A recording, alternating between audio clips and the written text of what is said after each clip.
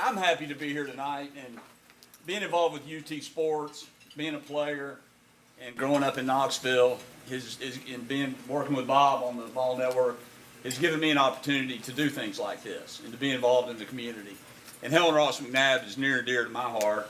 My family, my mother, and my father had been involved. My mom passed away a few years ago, but she was a board member of the foundation, did a lot of things with Mona, and I know what great work they do and what Debbie's talking about. So I feel honored to be here and supporting you guys and especially Mike for the great work.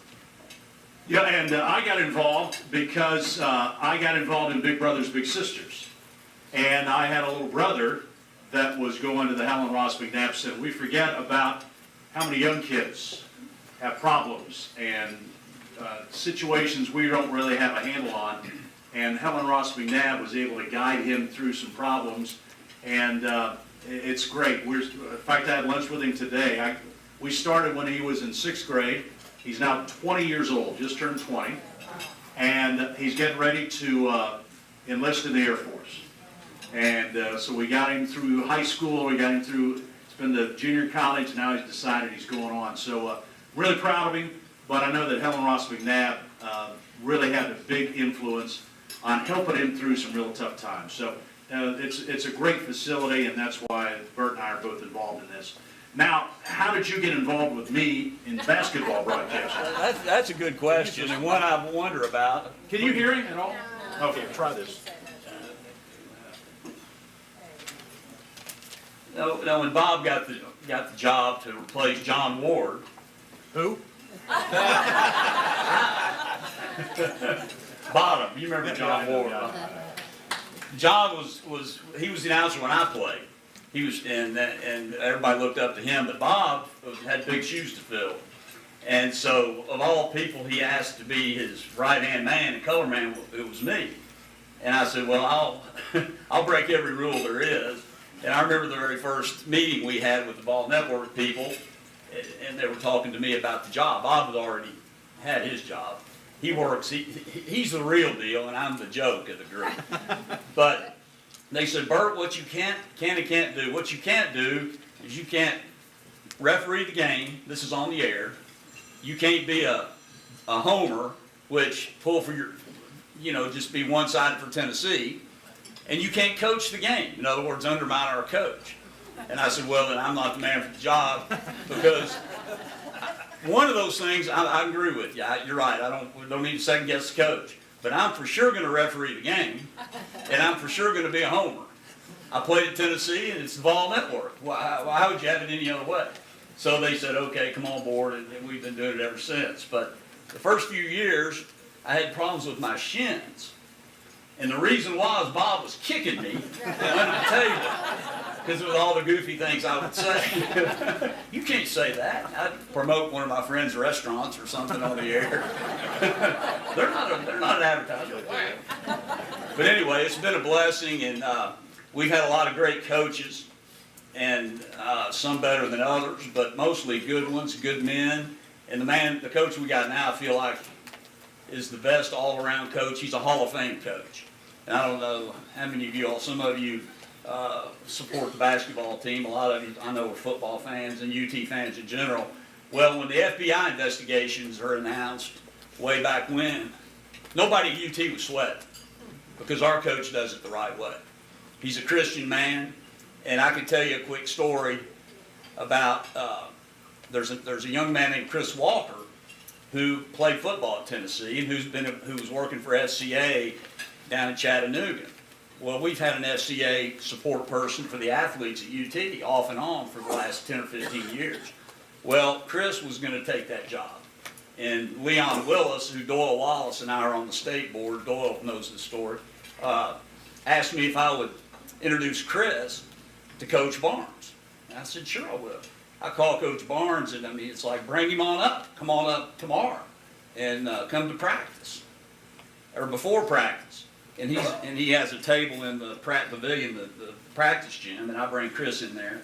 And Rick just embraces him. Rick is a Christian man himself. He just makes Chris part of the team. And I really believe Chris has had a lot to do with the success of our team, because he he's helping these young men spiritually. But that just gives you an idea of the kind of guy Rick Barnes is. And he's a great guy now. He also is a rascal.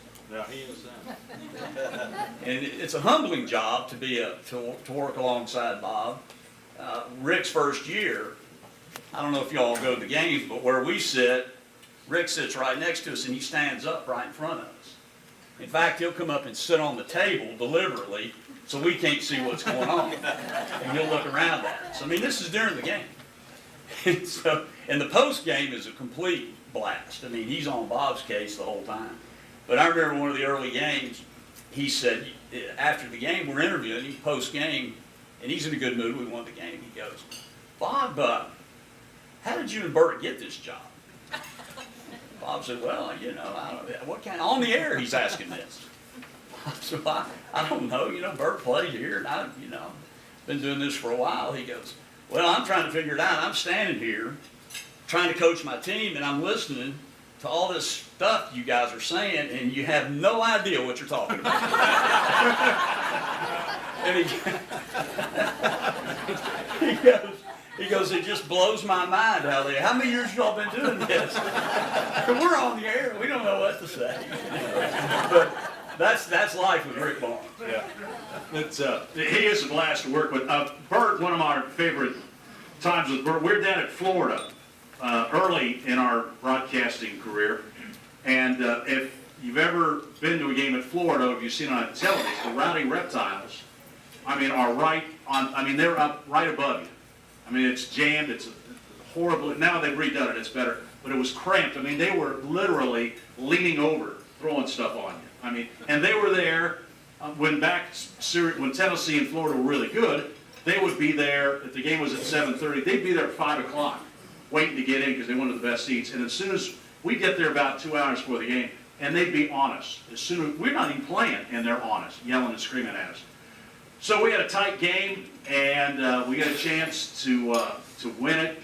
Isaiah Victor hits the ball on the baseline, turns, and it's a turnaround jump shot to win it in the second overtime, I guess it was. Second or third, yeah. Second or third overtime. Too. So anyway, Isaiah Victor hits the shot to win the game for us, and all of a sudden Bert stands up, turns to the Rowdy Reptiles. What do you think about that? What do you think about that?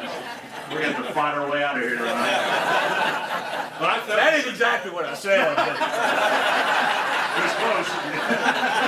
It was a little spicier is what Bert said, but the point got across. I came to Tennessee in 1972 as a walk-on fullback on the football team, on the freshman team, and majored in PR, so I wasn't even going to be a broadcaster. I didn't think, and a lot of people, I didn't major in broadcasting, and a lot of people remind me about that all the time. From listening to my broadcast, you can tell that. But we're practicing on the football field, and our quarterback was Randy Wallace on the freshman team, and our wide receiver was Larry Sievers, who was a two-time All-American. So we had some pretty good players, and I'm the fullback. And so we were doing what they call the scout team, or the skeleton drill, where it basically is a drill to work on your passing game. So there are no linebackers blitzing, there are no defensive linemen or offensive linemen. And for the fullback, basically you're blocking the invisible man because there's nobody blitzing. So it's a pretty easy period for you if you're a fullback. So we're running this, and on this one particular play, my job as the fullback was to check the defensive end. If he wasn't coming, then flare out and be the safety valve out in the flat. Well, they're not going to throw it to the walk-on fullback in the flat on this play, so Randy Wallace drops back, looks downfield, and they double cover Larry Sievers, the great receiver. And so they flip it to the walk-on fullback in the flat. I catch the ball, and I'm thinking nothing but glory and the goal line, and this is going to be wonderful. I get to take about 2 steps, and the varsity defensive back coach blows the whistle, says run it again, and then starts chewing out Conrad Graham, our All-American safety, for allowing the walk-on fullback to be wide open in the flat. I know this next play is not going to work out very well for the walk-on. So Randy Wallace drops back, looks downfield, Sievers is double covered. They throw it to me, and out of the corner of my eye, I see Conrad Graham coming about 150 miles an hour, right at me. I caught the ball. I don't think I flew as far as they said I did, but I was elevated pretty good into the tackling dummies and the Gatorade.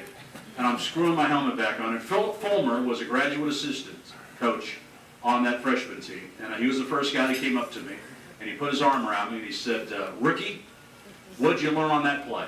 And I said, Coach, I learned I think I want to be a broadcaster. So anyway, I was able to make the transition, and I've had a blast working with Bert and with Coach Barnes, too. I guess we need to come clean. Some of you had reminded Bert tonight. We're on the air after one of the... Now, Coach Barnes wants to talk about anything but basketball on his post-game show. He would much rather talk about anything else that's going on, and it's amazing. And he doesn't draw attention to himself, and it's amazing. But so So he doesn't draw attention to himself, so he embarrasses us. Yeah, he embarrasses us, tries to get on. So anyway, he comes up, and so we get done, we beat Furman or something, and he goes, so well, Coach, congratulations on a good win. I said, yeah, it was a good win. What are you getting your wife for Christmas? This is on the air. I go, well, Coach, I'm not telling you what I'm getting my wife for Christmas. Well, I heard you're a cheapskate. You don't get her anything nice. Well, Coach, it's not really your business about what I get my wife for Christmas. Well, you probably ain't thought about it. I said, well, Coach, can we talk about the game? No, I want to know what you're getting your wife for Christmas. We'll talk about it as we get closer to Christmas. So he finally did start talking about the game. Well, following up Monday night. Coach, good win, and you're getting ready to play North Carolina. Have you figured out what you get your wife for Christmas yet? Coach, I'm not telling you on the... Why would I tell you on the air what I'm getting my wife for Christmas? Well, tell me off the air. I said, that's the same thing as telling you on the air what I'm getting my wife. I'm not doing that. So he starts talking about the game. So now it's, again, this continues every game. For about 4 games. For about 4 games. Every game he's asked me what to get. So I did have a plan. I got my wife a nice ring that had some birthstones in it for her grandkids and our daughters, and a little diamond for our family. It was a really nice ring. And so Barnes wanted to see a picture of it. I said, sure, I'll send you a picture of it. Now, we were thinking about putting it up on the board tonight, the big picture, but it's not really. I had to talk to my wife for about 3 days to get her to do it, because you see that the ring fits on her middle finger, if you understand. So, but she modeled the ring for Coach Barnes, and we had to talk her into doing it, but I said, trust me, this would be very appropriate. Here's the ring. Here's the ring.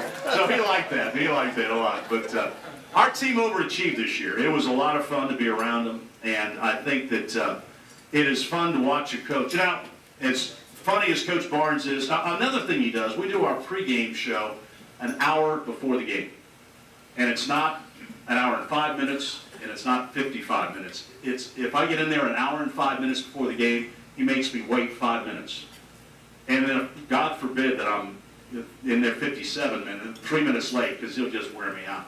But it doesn't matter who's in there. There'll be 10 or 15 people in the locker room. This is an hour before the game. It tells you how loose the guy is, because he's confident that he's coached this team up, they're ready to go. But there'll be all kinds of people there. It doesn't matter. He says, oh, let's go ahead and do this. And so this is typical of what goes on. We had Mark Whitehead in there, and he's the director of officials for the SEC. And so we're getting ready to do the pregame, and it's all on tape. And so Mark says, well, Coach, I'll get out and let you and Bob do it. No, stay, you're good. This will just take a second, don't worry about it. I said, okay, let's go. 3, 2, 1. Coach, tonight, taking on the Georgia Bulldogs here at Thompson Bowling Arena. It's a very talented Georgia team. Give us your thoughts about the problems the Bulldogs present tonight. He said, well, the biggest problem we're going to have tonight, it's going to be 8-on-5, because we got the worst officiating in the SEC.